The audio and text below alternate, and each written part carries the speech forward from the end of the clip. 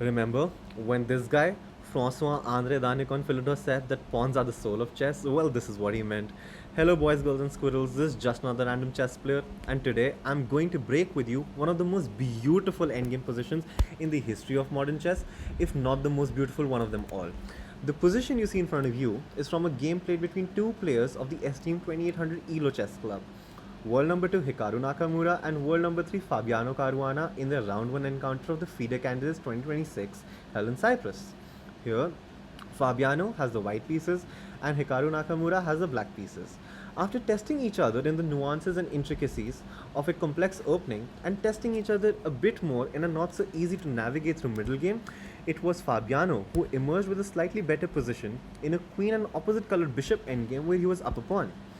After a series of not so obvious moves and complex maneuvering, Fabiano Caruana forced the exchange of queens, which Hikaru Nakamura gladly obliged in, and we reached this position where Fabiano and Hikaru both have a bishop of opposite color complexes, but Fabiano is up a pawn. Now, before I dive into the analysis of this beautiful position, I would like to tell you all something extremely important about this type of endgame. See, the interesting thing about bishop and pawn endgames, or specifically opposite colored bishop and pawn endgames, is that despite being up a pawn, the position might be a dead draw for the side pushing for a win. And usually, for the side pushing for a win, it is advised to be up at least two pawns, if not more. So, how is Caruana planning on winning this position? Let's get right into this. Now, the position that you see in front of you has come after Hikaru sacrificed his d4 pawn a few moves ago, and Fabiano did not accept the sacrifice and rather played something else, and now it is again Hikaru to move.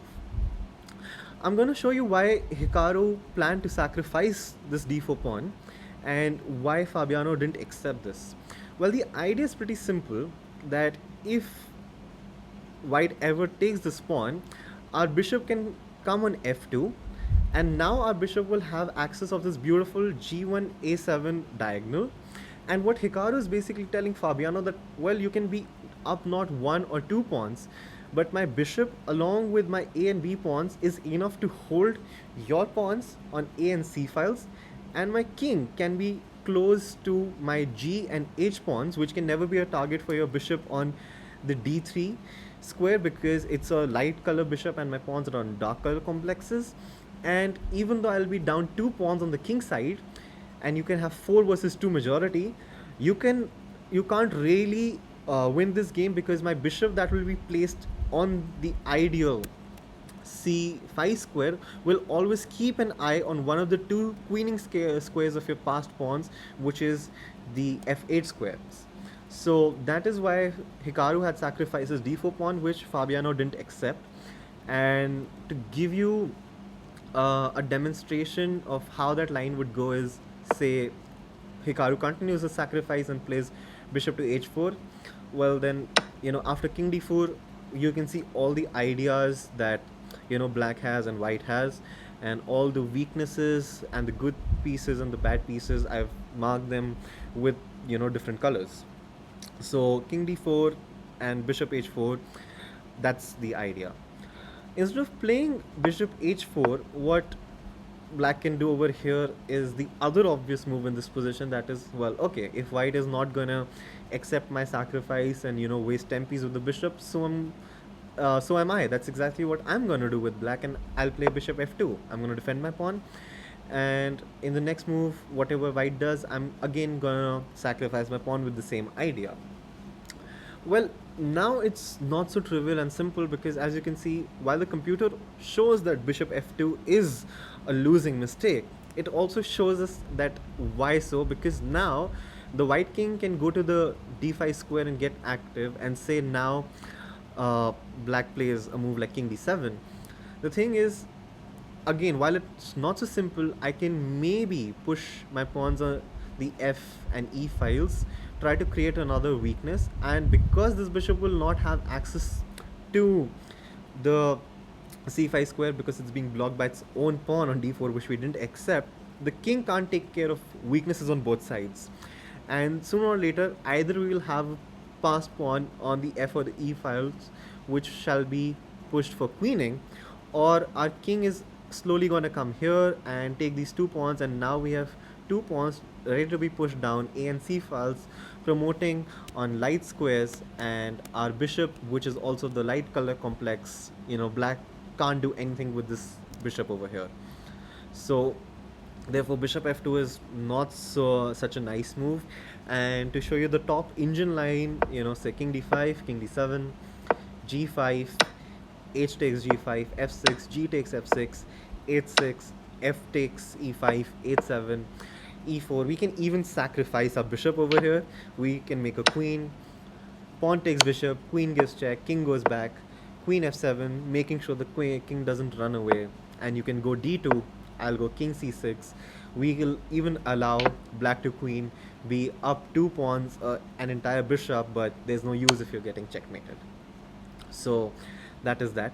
So bishop f2 is a mistake by the computer.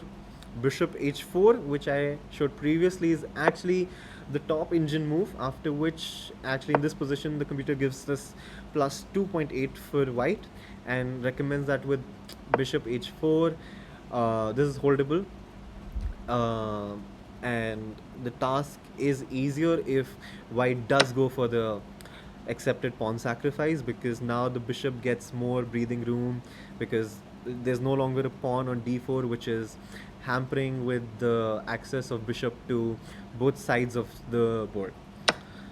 So if not this, then what to do?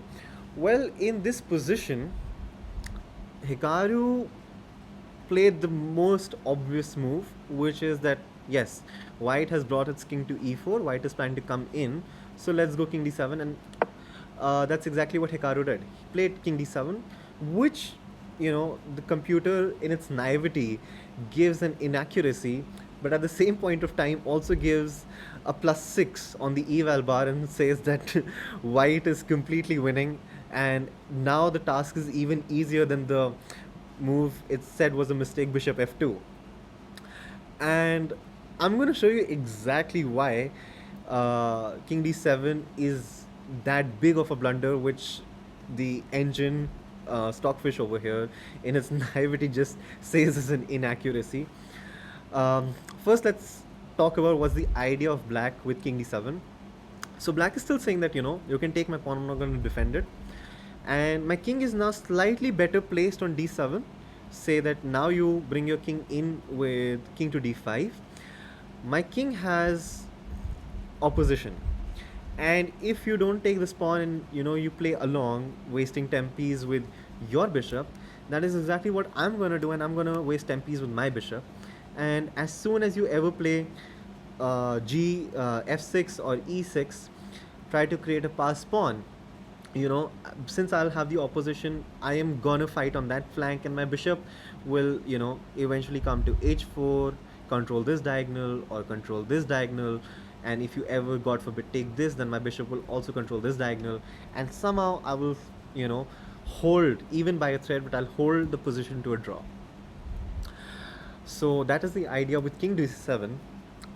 But the reason why king d7 loses is because over here there's a beautiful idea that white can execute, which starts with g5, sacrificing a pawn, f6, sacrificing yet another pawn. So we were up 2 pawns and we've gone down, we were up a pawn and we've gone down a pawn, we have sacrificed 2 pawns. But the idea is that now, how is this bishop ever planning to reach this critical e5 square to keep an eye on the h8 square and stop our pawn over here from queening, since the black king is also now a step further away from the queening square? Well, the idea is rather simple, because over here white has 3 winning moves. 2 of them I'm highlighting already with king to d5 and king to f5, which I will dive even further before showing the key idea behind sacrificing 2 pawns. Okay, and before I actually go into the 2 main ideas or 3 main ideas that win for white over here, I must tell you that after playing, after sacrificing pawns on g and f files, what white should not do over here is hurry. because suppose white hurries this and tries to win this quickly, it might end up losing is because now if you think that, oh, my pawn is queening and you naively push h6, which is, a mistake. Now the game is a draw because black can go king e6, and now it's a draw. And if you continue going down your path and you push h7, well, now the position is lost for white. To give you perspective, you just went from plus 2.8 to plus 6 to minus 3.2 on the eval bar.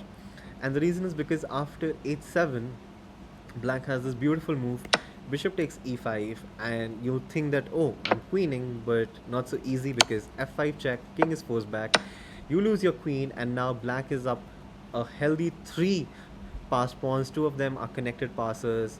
The bishop breathes more air, it has more squares, much more access. The king is more active, it's more centralized on the white king, and even a 6-year-old can convert this position.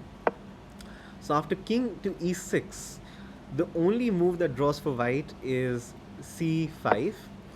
And after this, the only drawing move for black is again f5 check.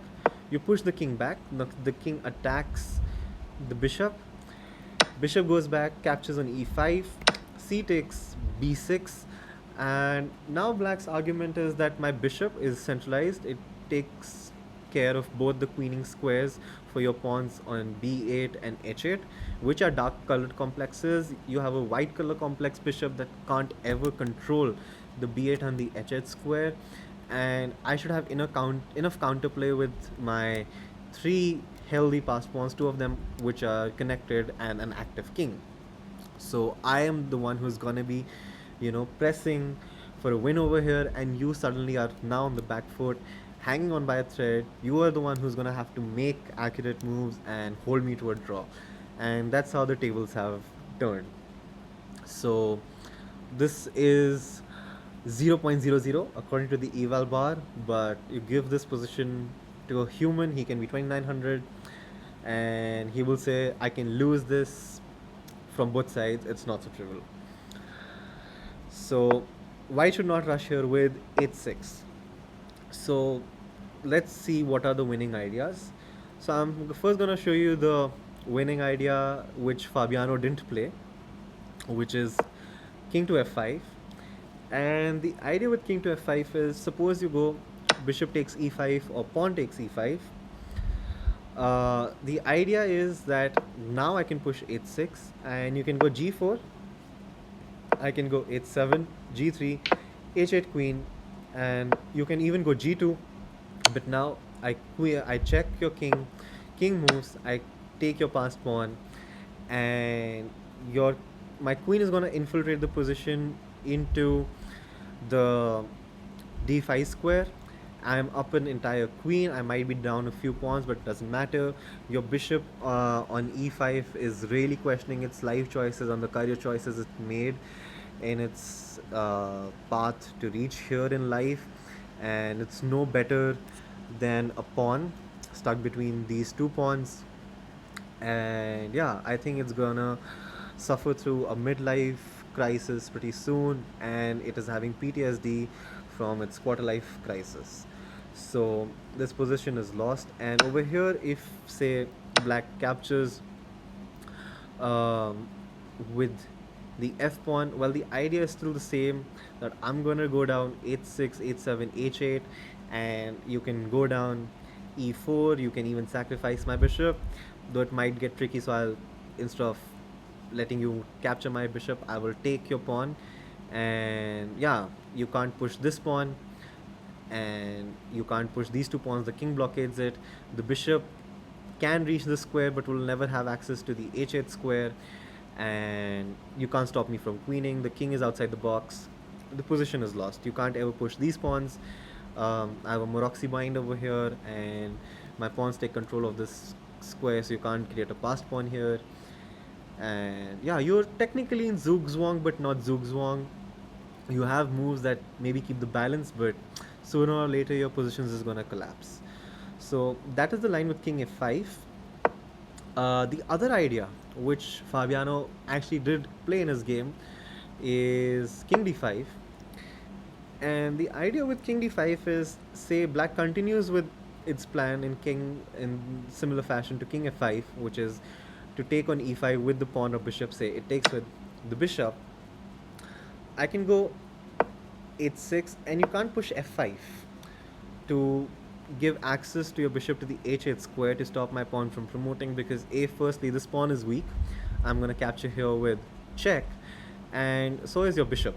Your bishop can't block check because opposite color complex. Now your bishop hangs, you're going to be down a bishop. This is GG's. So the obvious move over here is probably going to be pawn takes, and the idea is that I can still go h6, and if you go say e4, and sorry about that, and I'm gonna just capture your pawn, and you can push d3.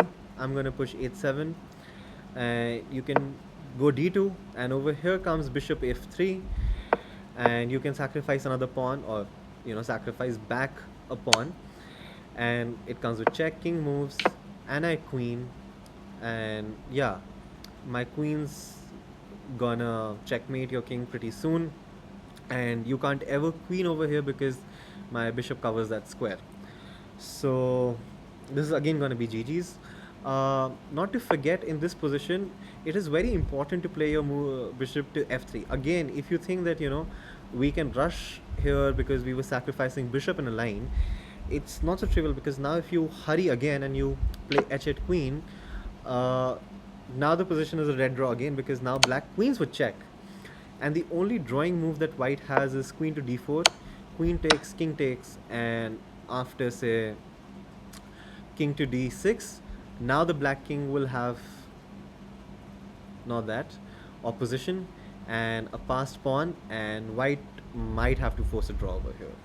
So it's not so trivial. But yeah, Fabiano played king d5, but that's not the reason why we are analyzing this position, because if we were analyzing because of king d5, I would have said that here's the link to the game, go watch it yourself and see how Fabiano converted. The reason we are analyzing this is because in this position where white has just sacrificed 2 pawns on the G and F files, white is completely winning with another pawn sacrifice, and that is the brilliant pawn to c5. And this is just beautiful, because it is so unbelievable to imagine in a position that where you just sacrificed 2 pawns from a pawn up position, you're sacrificing yet another pawn and saying black that, you know what, you were down a pawn, you can be up 2 pawns, I don't care, but I am just gonna win this position. Because now let's just say now white is gonna go h6, and now the key idea king e6 does not work, because what we intended to do with our pawn sacrifice is give this critical c5 square to our bishop. And the idea with that is that, now after king e6, we can give this key move, very important move, bishop to c4 check. The king steps back, it stepped back to king d7, it can also step back to king e7, doesn't really matter. We play h7, okay, and you can even take a pawn. Now we play king f5. The order can be vice versa. We can play king f5 first and then push up on to h7. The idea is that our king now has access to the f5 square, because the king on d7 or e7 had to wicket the e6 square and the control of the f5 square. And if it wickets the control of the f5 square, now our king has the access to the f5 square, and it blocks these 3 pieces, okay.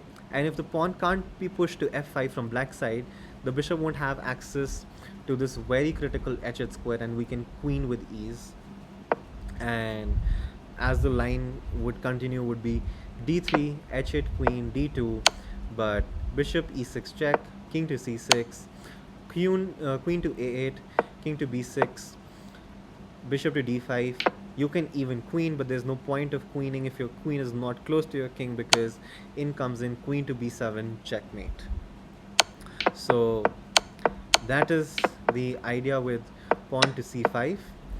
And over here, if black, does not play the immediate king to e6 and goes, say, bishop takes e5, well, now we can push h7.